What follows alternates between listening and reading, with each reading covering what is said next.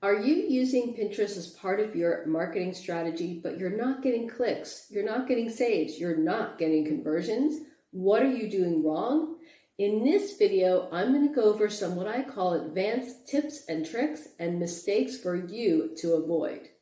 My name is Michelle Downey. Welcome to my YouTube channel. On this channel, I talk about affiliate marketing and other ways you can earn passive income online. This video is being recorded in January 2024. As online platforms are constantly changing, I want you to keep this in mind while you watch this video. Also, if this is your first time on my channel, this is not the first video in my series about Pinterest. Please go back to my channel and watch my previous videos. For this video, I'm going to use an account I created as part of my 30-day 1K challenge and where I'm promoting a dog training course. So that's the Pinterest account you're going to see during this demonstration. Are you ready to figure out how to improve your Pinterest marketing? Ready to hear about those mistakes you need to avoid? Let's get started. As a quick recap, Pinterest is a search engine. It is not a social media platform. That's really important to keep in mind as you create your pins and your boards. The users on Pinterest are growing, so this is great news for people who are in online or affiliate marketing. As of December 2023, Pinterest recorded that their viewers have increased to 482 million people monthly. So this is a great opportunity. If you're not using Pinterest as part of your marketing strategy, I definitely encourage you to start. As far as the demographics are concerned, over 70% of the people viewing Pinterest are women, and the people who are using Pinterest are also the decision makers in their household when it comes to making buying decisions. So also really good news if you're using this as part of your marketing strategy. Something else to keep in mind is that pinners are known as planners. So if you've got a seasonal item that you're promoting, please make sure you plan your content at least 4 to 6 months in advance. People who are using Pinterest are looking way ahead for ideas about what to do. They're also known as casual users. Unlike maybe Facebook or TikTok, people who are using Pinterest are not checking in every day. They might be checking in once a week, maybe twice a month, and this is another reason, especially for seasonal content, why you need to have it out there 4 to 6 months in advance in order to gain some traction. Please keep these in mind depending on what kind of product or service you're offering when you start using Pinterest as part of your marketing strategy.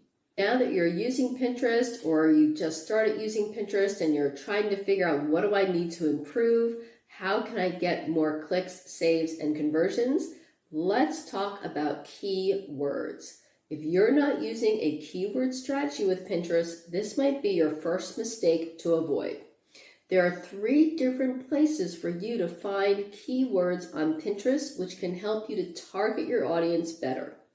The first place is a free website called Pinterest Trends. I'm going to have it up on the screen now.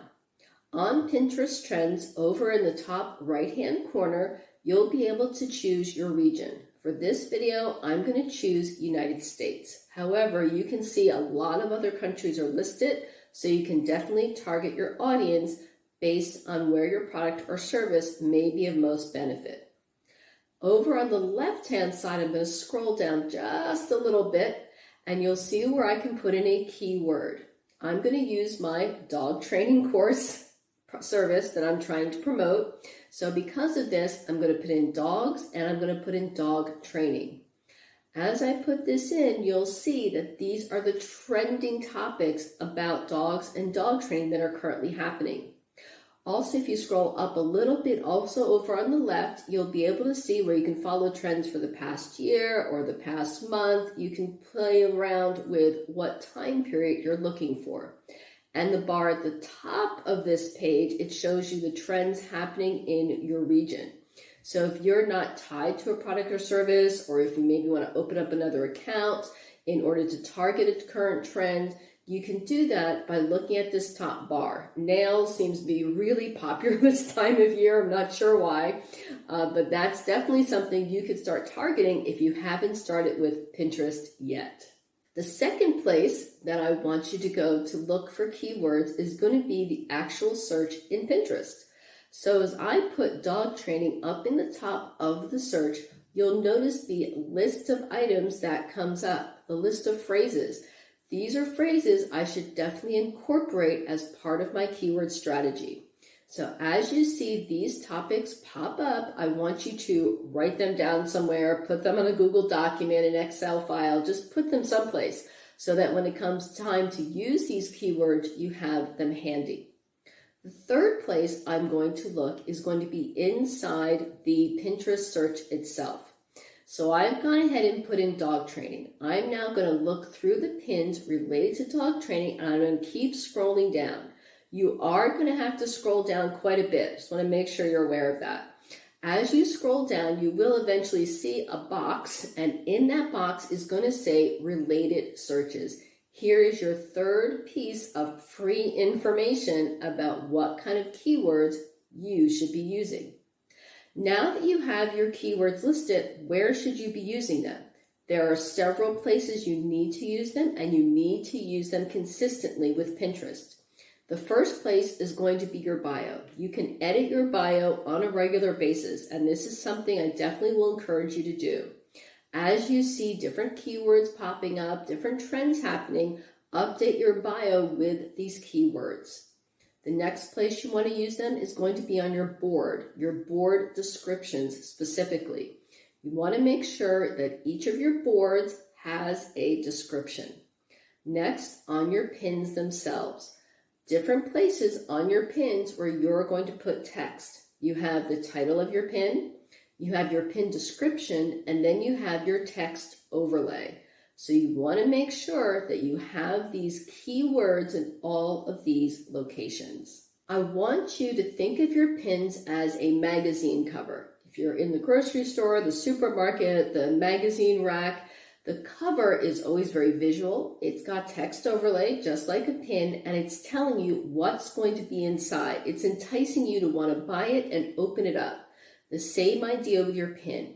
Think of your pin as that magazine cover. Why would someone want to click? Why should someone want to save it? Why should someone want to follow in order to click on the link inside the pin? This is what you want to think about when you're designing your pins. Next, let's talk about clicking on your pins. Good news for us is that Pinterest has changed the rules. They are now allowing direct affiliate links on your pins. If you're a little tech shy, you don't want to build a landing page, have an email campaign, or build an email list, then you don't have to. With Pinterest marketing, you can put your affiliate link directly on the pin. However, there are going to be advantages and disadvantages to this. The advantage is you will get sales. However, you will not be able to target those people ever again. You will have to keep finding new customers. I will definitely encourage you as part of your marketing strategy to have a landing page where you collect email addresses so that you can email those people over and over again with more offers. If they were willing to buy from you once, that means you're offering something they like and they are more likely to buy from you a second time. If you're not sure what I'm talking about when I say a landing page, an email campaign, then please go over to my YouTube channel. You'll see that I have a whole series on System.io. System.io is an all-in-one business platform where you can very easily build your landing page, start your first funnel, and set up your email campaign. And I give you step-by-step instructions. Next, let's talk about your actual pins and your boards. And if you're not sure what these terms mean, then please make sure you go back to my YouTube channel and look at my previous videos about Pinterest. There are 3 different types of pins for you to create on Pinterest. You've got image or static pins, you've got video pins, and then you've got infographic pins. It is really important that you have a mix of these pins on your different boards. For your image pins, this is where you get the most conversions with Pinterest. Pinterest is great about giving us analytics and about sharing their data. We know that there are more views when it comes to video pins, but more conversions when it comes to image pins. And this is why it's so important to have a mix of both on your boards. Also, for your boards, you want to maximize the impact they have. On your boards, you want to make sure you have that description with your keywords, but you also get the chance to have a cover photo. So I'm going to bring up my account again, and here you can see where I've chosen a cover photo for each of my boards. If you don't choose your cover photo, Pinterest will. It may not be the best, and it may be a little off kilter. They won't necessarily center it with the text in the middle so that people can very clearly identify what that board is without even reading the description. So please make sure that you're proactive and you choose the image for your board. You can have an image that is just text. Have an image where it just says literally the name of your board. That's perfectly fine, and a lot of people are doing that. It'll help people to identify really clearly what that board is, and then they can click into it to see the description and see the pins come up. Next, let's talk about your image or your static pins. For your image or static pins, Pinterest tells us that most users on their platform are using a mobile device, whether it's a phone or a tablet, so it's a small screen. This means you need to make your pins very clear. The font needs to be very bold. It needs to have what I call not very scripty font. It needs to maybe be a sans serif font, so without that little curl on the end, something that's very easy to read. You also want your pin to entice and engage with the viewer. Let's look at some examples of what I call good pins and not so good pins, so you can see the difference and what I'm talking about. In this first example, we have a good pin. This is a pin where you can see very clearly that the person is telling someone what they'll be able to achieve within 30 days. They're also maybe giving away a freebie in their pin. There's an arrow that's directing the eye to a certain object on the pin. It's very clear what the benefit is of going ahead and clicking on that pin. Now let's look at this next one about increasing traffic on your website. It's informational, but it doesn't entice the viewer to click on it. Why should they click? What is the benefit they're going to get from looking at this pin? Let's look at two pins from the dog training niche. The pin on the left gives clear information about the problem they are solving. Arrow drawing the eye to the important information that establishes the authority of the creator. In contrast, the pin on the right, you have too much information. There's too much text. It looks like the blog was put directly on the pin instead of having a link to the blog. Remember, if most users are using mobile devices, this pin will be difficult to read, so the viewer will skip it. And how is the soccer ball relevant? I'm not really sure. I hope that gives you a really clear understanding of how you can improve your image pins. Video pins are a great opportunity for you to solve someone's problem and give what I call a mini tutorial to people. Remember, video pins get more views, but not as many conversions. You want to have the mix on your Pinterest account. Top tip for video pins: choose your cover and add text overlay. I'm going to show you an example here of what happened when I didn't choose a cover. Pinterest left it black. I don't know why people clicked on it, but they did. Maybe they found it interesting that I had one that was black and the others weren't. I would definitely encourage you to choose your cover. I'm going to show you here how to do that. As you create your pin, upload your file, you then click on Choose or Edit Cover. You'll then be given a choice of different frames that you can choose. Make sure you choose one that's engaging. And then you can also add the text overlay. The text overlay will let the viewer know why they should click. What is it that you're going to solve the problem for if they watch this video? And this will definitely increase your views. So if you haven't been doing this, please start. The last piece of the puzzle with Pinterest is scheduling your pins. I want you to make your pins in batches. They need to have a cohesive theme. They need to be very clear. You want to make sure that your message is very understandable by your ideal customer. Speaking of your ideal customer, when are they opening their Pinterest account? What time of day? Which day? If you don't know this, then please go back and identify your ideal customer. Dive even deeper into their mindset. You want to make sure you schedule your pins when your ideal customer is more likely to see them. Remember, there are 3 parts to the buying process: awareness, consideration, and ready to purchase. As you think of your pins, you want to think of people who are going through that buying process. Which phase are they in? Do you have enough pins for just the awareness part? Do you have enough pins for consideration? And do you have pins for when it comes to that last stage of ready to make a purchase? Keep these in mind as you're creating your pins. Then you want to schedule your pins accordingly. I would suggest that you take at least 2 hours each week just to do your pins.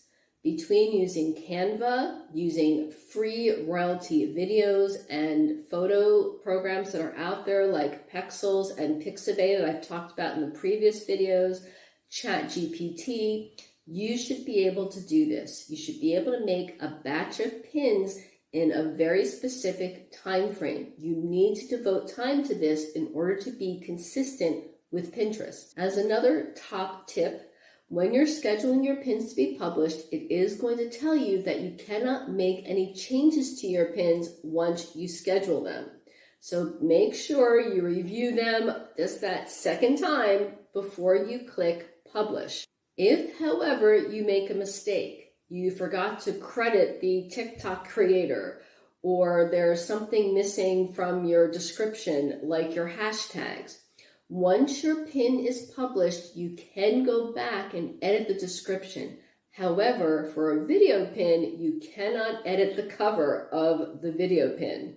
So that's really important. Another reason why I want you to make sure you choose that cover, because otherwise you'll need to reload the video pin, and that means you're doing the work twice. If you're finding the process of scheduling your pins a bit daunting, you need to make sure you keep track of your pins. You need a system of some sort to organize your pins. There is a program or a service out there that will help you, and it's called Tailwinds. Tailwinds has a specific program dedicated to Pinterest to schedule your image pins. It also has a built-in AI called Ghostwriter, and Ghostwriter can help you with your title and your descriptions. Another top tip I have for you to make things a little easier when you're creating your batch of pins, I would say when you're first starting, get about 5 to 10 titles and descriptions, really quality ones. You can use them over and over again. Just change the image. It's okay to do this. You can go ahead and mix and match. You can change just the title. You can change just the image. You can change just the description. Change just one of those 3 components, and then it becomes a brand new pin. And this should help you to create pins in batches a bit easier. As we look at Tailwinds, you'll notice they have their free plan. I love free. So please try out their free plan to begin with. And then if you find that Tailwinds is working for you, that it's really helping you to get more organized with Pinterest, you may want to consider signing up for one of their paid subscription plans. Avoiding these mistakes and using some of these best practices will definitely increase your clicks, your saves, and your conversions, which means more money in your pocket. Thank you so much for watching this video today. Please remember to like and subscribe. And remember, I'm going to be back at the end of the month to end our 30-day 1K challenge. So that ends at the end of January 2024. Also, if you're not sure about affiliate marketing, what it's all about, some of the information I was talking about earlier, then please make sure to check out the description below, where I will have links to my recommended affiliate marketing courses. Affiliate marketing is the way that I have found a path to financial freedom and getting rid of my job.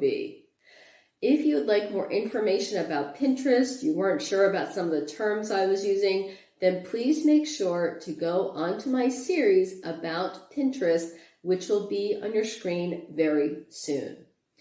If you haven't started using Pinterest yet, I definitely encourage you to start. Their users are increasing and they're a very engaging audience.